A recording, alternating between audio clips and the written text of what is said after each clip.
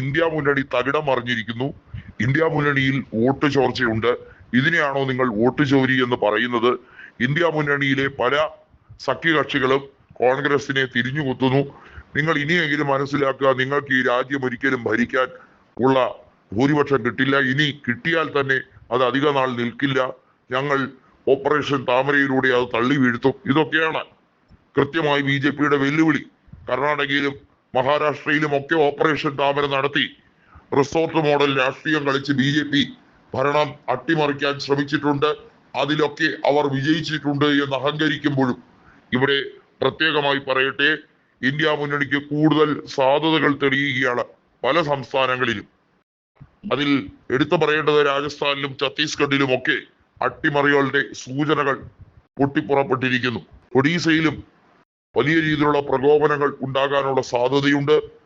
അതുപോലെ തന്നെയാണ് BJPക്ക് ആധിപത്യം ഉണ്ട് എന്ന് ഉറച്ചു വിശ്വസിക്കുന്ന BJPയുടെ ഈറ്റില്ലമായി ഇപ്പോൾ കണക്കാക്കുന്ന മധ്യപ്രദേശിലും പൊട്ടിത്തെറികൾ രൂക്ഷമാണ്. നമുക്കറിയാം, BJPക്ക് MLA-മാരുടെ എണ്ണം വർദ്ധിപ്പിച്ചുകൊണ്ട് രാജ്യസഭയിൽ കേവല ഭൂരിപക്ഷം നേടിയെടുത്ത് ബില്ലുകൾ എളുപ്പവശാൽ പാസാക്കിയെടുക്കണം എന്നതാണ് അവരുടെ നയം. പക്ഷേ എന്തുകൊണ്ടെന്നറിയില്ല, BJPക്ക് ഇപ്പോഴും രാജ്യസഭയിൽ ഒറ്റയ്ക്ക് ഭൂരിപക്ഷമില്ല. കോൺഗ്രസ് ഭരിച്ചിരുന്ന കാലഘട്ടത്തിൽ രാജ്യസഭയിൽ കോൺഗ്രസിന് ഒറ്റയ്ക്ക് ഭൂരിപക്ഷം ഉണ്ടായി. BJPയുടെ ഭരണകാലയളവിൽ BJPക്ക് ഇന്ന് വരെ കേവല ഭൂരിപക്ഷത്തിലേക്ക് എത്താൻ കഴിഞ്ഞിട്ടില്ല.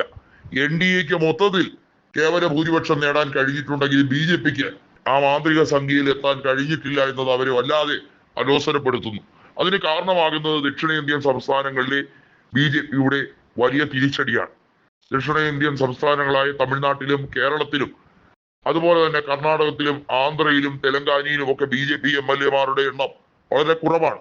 തെലങ്കാനയിൽ ലോക്സഭാ സീറ്റിൽ BJP 8 എണ്ണം അട്ടിമറിയിലൂടെ ജയിച്ചു. അത് TRSന്റെ കൂടി സഹായത്തോടെ കോൺഗ്രസിനെ അള്ളുവെച്ചതാണെങ്കിൽ നിയമസഭാ തെരഞ്ഞെടുപ്പ് വരുമ്പോൾ BJPക്ക് അത്രത്തോളം പ്രകടനം കാഴ്ചവെക്കാൻ കഴിയില്ല.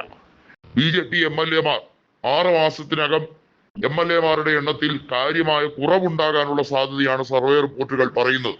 അത് രാജ്യസഭയിലേക്ക് തിരഞ്ഞെടുക്കപ്പെടുന്ന MP-മാരുടെ എണ്ണത്തിലും കുറവ് വരും എന്നുള്ളത് സൂചനയായി പറയുന്നു. ആം ആദ്മി പാർട്ടി ഉൾപ്പെടെയുള്ളവർ നാശത്തിലേക്ക് നീങ്ങിക്കൊണ്ടിരിക്കുകയാണ്.